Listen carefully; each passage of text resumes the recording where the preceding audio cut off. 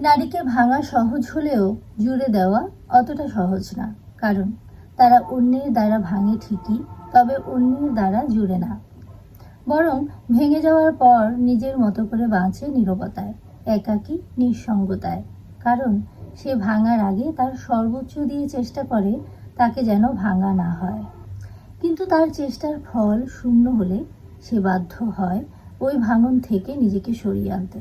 অভিমান করতে করতে মেয়েরা একদিন বুঝে যায় তার আবেগ অনুভূতির কোনো মূল্যই নেই সেই মানুষটার কাছে। ধীরে ধীরে নিজেকে গুটিয়ে নেয় তখন। তারপর একদিন অভিমান করাই ছেড়ে দেয়।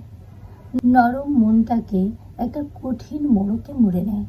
তারপর তাকে কে ভালোবাসলো কে বাসলো না, কে পাত্তা দিল কে পাত্তা দিল না, তাতে তার কিছুই যায় আসে না। তারপর একদিন সব সয়ে যায়। চলে যাওয়া, উপেক্ষা, আঘাত, অবহেলা, দুঃখ, প্রত্যাশা, তাচ্ছিল্য, সব। নারী ধীরে ধীরে সব মানিয়ে নেয়। এভাবে সইতে সইতে একটা সময় সব অনুভূতিগুলো মরে যায়, আর মানুষটা পাষাণে পরিণত হয়। ভালো খারাপ, দিন রাত সব একই লাগে।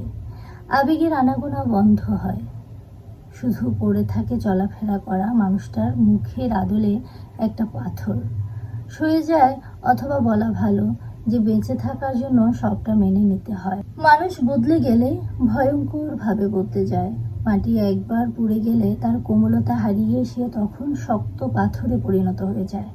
চাইলেও তাকে আর নরম মাটিতে ফেরানো যায় না।